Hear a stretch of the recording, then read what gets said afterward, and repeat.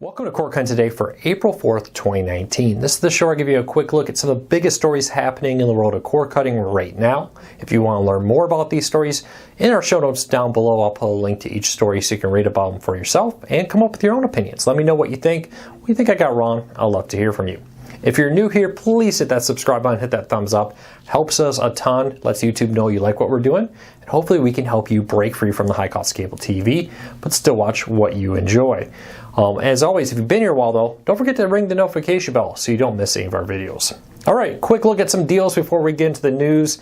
One of the deals I talked about yesterday I really want to point out, because this is a really good deal, and I don't know how much longer it'll be around, is Amazon has their 50-inch 4K HDR TVs with a built-in Amazon Fire TV for just $249.99. Considering that the Fire TV here is probably worth about $50, that's like a $200 50-inch 4K HDR TV.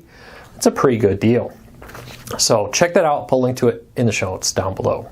Alright, first news story of the day. The Roku channel has added HBO Now. You will now be able to use your Roku account to subscribe to HBO Now and manage it all in one spot. This is part of the effort both Apple now, Roku, Amazon, and others are doing to try to make it easy to subscribe to multiple streaming services. In the past, you needed a app, username, and password, billing, and all this for each individual service. Now with Amazon channels, Apple TV channels, and the Roku channel, you can now go and manage these in more and more easily in a single place for more and more services. Sling TV also does this, and a few other companies out there are doing it. I think this is great. I love the ability to go, hey, I got 10 services that are like $2, $4. You know, they add up to about $50, which is a great deal, but I don't want to have all these individual ones. Now I can go and say I'm going to drop this one and cut that one and just easily manage them, see them in all one screen so you don't accidentally end up subscribing to things and forgetting about it. With an Amazon channels or an Apple or a Roku, I could go look, oh hey, somehow, you know, I subscribed to 3, my wife just subscribed to 3, my daughter picked up a few I didn't even know were about. Let's cancel, cancel, cancel, cancel in just a few clicks of the button. I've pared that down to only the services we like. I think this is kind of the future. The next big thing in cord cutting, other than internet, which we'll cover in a minute, is the ability to easily manage subscriptions to multiple services for that one single billing point. These kind of things, one of the complaints cable has is, oh, if you get cable, you just give us one payment and then you're all set. Now, I counter is that's not true, because yeah, you may have one cable TV bill, but if you want Netflix, you want Hulu, you want more, you still have to have additional bills on top of that. Things like these services that allow you to manage multiple accounts in one spot kind of allow you to take care of that. Hopefully more and more companies jump on board. It'd be great if a live TV streaming service also joined, so you could have your Sling and your Hulu and all that all in one spot. For now, we're not quite there yet. Sling is the closest with that, with the ability to get things like Curiosity Stream and more all billed directly through your Sling account and have access to it there. So check that out. Let me know. Have you tried any of these services that allow you to manage multiple subscriptions in one spot, like the Roku channel or the Amazon channels? I'd love to hear from you what you think about it, which one you like, what you don't like about it. I'd love to hear from you. And next up, streaming revenue now makes up half of all revenue for music. Is TV next? So it was announced this week that half of all revenue coming in for music now comes from streaming. And we're kind of seeing this trend in that music and radio is almost a predictor of where TV will be in 5 or 10 years. And it raises the question, will TV now in 5 or 10 years be a majority streaming revenue company? I would argue, yeah, we're slowly moving that way. Every year, cord cutting is getting bigger, streaming is growing. Even if you're a cable subscriber, more and more cable subscribers are also getting a streaming service, a cord cutting type service, a Netflix, a Hulu, and Amazon. That as that continues to grow, more and more revenue is going to come from TV or from streaming versus traditional pay TV.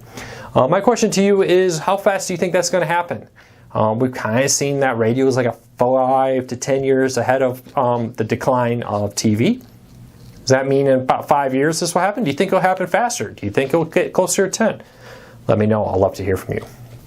Next up, the Department of Justice has issued a warning to the Oscars over proposed changes targeting Netflix and other streaming services. There's been Steven Spielberg's reportedly been a big push of this, but there's been reports that the Oscars are considering rule changes that would basically make it harder for Netflix and other movies to be considered. The Department of Justice has warned that, hey, we may see this as a kind of a racketeering, a collusion by different competitors to push down another competitor. That, hey, all these movie studios would be, quote, conspiring, reportedly, to prevent the newer comers like Netflix, Hulu, and Amazon from getting the same recognition. The argument there is some people are like, who cares? It's an award show. Well, winning an Oscar does tend to drive a lot of sales. When people hear, oh, this movie won an Oscar, I better go get it and check it out. If streaming services are banned from that, it may give them a disadvantage because they're not going to get all that news like, hey, Netflix won an Oscar, let's go check out that Netflix. Maybe I'll go get Netflix for a month to try out their service. So keep a close eye on this. It'll be very interesting. They're meeting later this month to talk about proposed rule changes. Will this letter impact that at all? Do you even think that this is a racketing or a collusion between competitors to keep Netflix down? Do you disagree with the Department of Justice on this? Leave me a comment, let me know. I'd love to hear from you on what you think about this. Next up, Amazon has, as we talked about at the beginning of the show, it's part of the reason why I put that deal back in, is Amazon is talking about, or is clearing out, I should say, a ton of Fire TV Edition smart TVs. These are made by Insignia and Toshiba in partnership with Best Buy. And it's their answer to the Roku TVs and the smart TVs powered by Android TV, like the Sony TVs. Now, it's been about a year. They're clearing out stock. This is all things that typically happen right before Amazon releases a new product. Amazon has a track record of about every year updating their products. And before they do that, they often just fire sale a bunch of products, get them out. For instance, the 50-inch TV I talked about earlier today in this video was $299, and now they cut it out to $250 basically to help presumably clear out stock before it comes. So I do think it's very likely that we are about to see a new line of Amazon Edition, Fire TV Edition, Smart TVs, whatever the name is. It's a horrible name. They should just call them Fire TV Smart TVs. That'll probably be a much better name for the line of TVs. But when that's going to happen, I don't know. Amazon does have a tradition of sometimes selling out a product and leaving it sold out for weeks or maybe even a month or more before they announce the new product. But I do firmly believe that we'll be expecting new TVs this year. Why? Because they're trying to keep up with Roku, and Roku's announced 8K TVs and, more importantly, better 4K TVs that will offer a substantially better picture, I believe, from looking at everything available on the market than what Amazon currently is offering with their line of Fire TV Edition Smart TVs. So it makes sense that they would update that to improve the picture quality. Remember last year they brought it 4K to kind of answer the fact that the Amazon TV or the Amazon TVs did not have 4K, but the Roku TVs did at a very similar price point. Now with 8K coming, Amazon may not compete in 8K because it's awfully early for that, but they do need to upgrade, I believe, if they want to stay competitive and try to charge about the same as the Roku TVs. Update their TVs to compare with the new Roku TVs that have all kinds of contrast zones and features that to my knowledge, the Amazon Edition Smart TVs do not have at this time. So I would say though, if you're looking for a very cheap TV, these Fire TV TVs at $250 for a 50-inch 4K HDR TV is a good deal. So I wouldn't necessarily discount them. But if you've been wondering if there's new ones on the way, I would say the odds are very likely that sometime this year we will be seeing new ones this year. So let me know, do you own an Amazon Fire TV Edition Smart TV?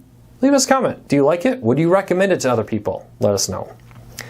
All right, next up, if you have been looking for a way to get free Netflix, Hulu, Amazon, HBO, and more, this may be, your cell phone may be the answer to that. Jess has a story over on our website at corecarsnews.com, link in the show notes, that breaks down all the streaming or the phone services that are offering free streaming services. For example, T-Mobile's giving away free Netflix, Sprint's giving away free Hulu, Verizon's giving away free Apple Music, and AT&T has a deal to get either AT&T Watch TV, HBO Now, and others for free with your phone plan.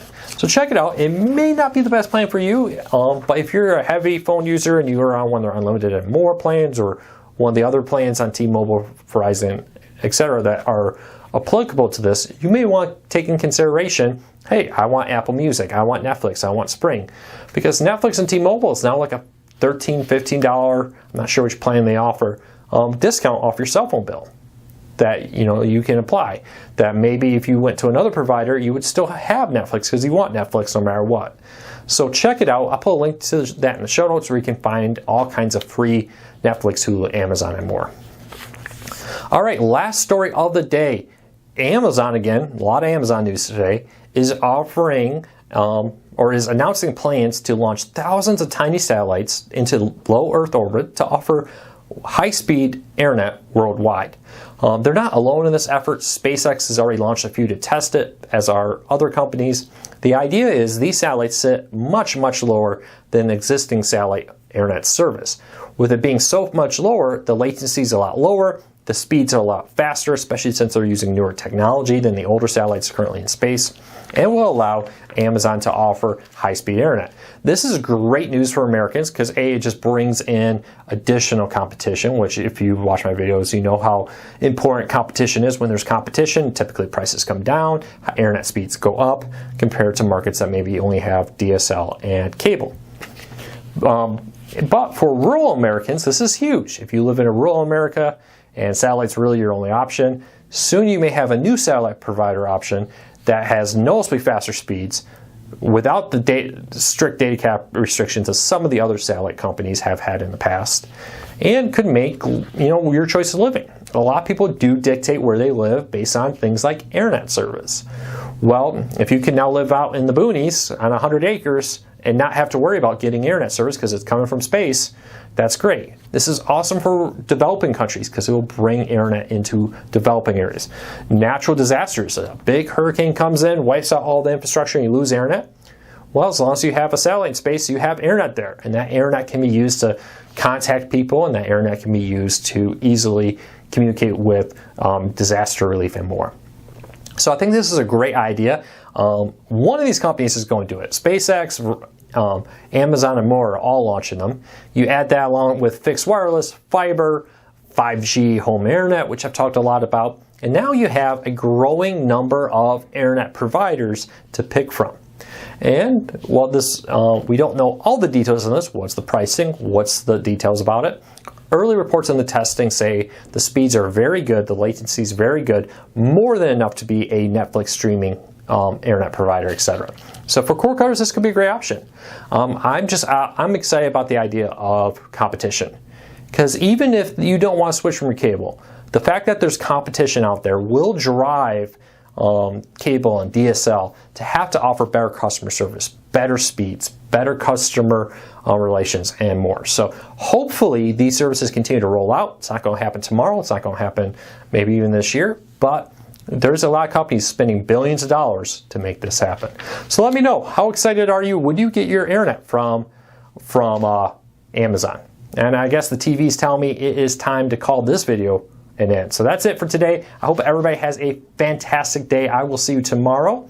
And I'll look at why that just went black. I'm not really sure what just happened there. So we'll see you tomorrow. Take care, everybody. Have a fantastic day. And let us know what you think of these news stories. I love to hear from you.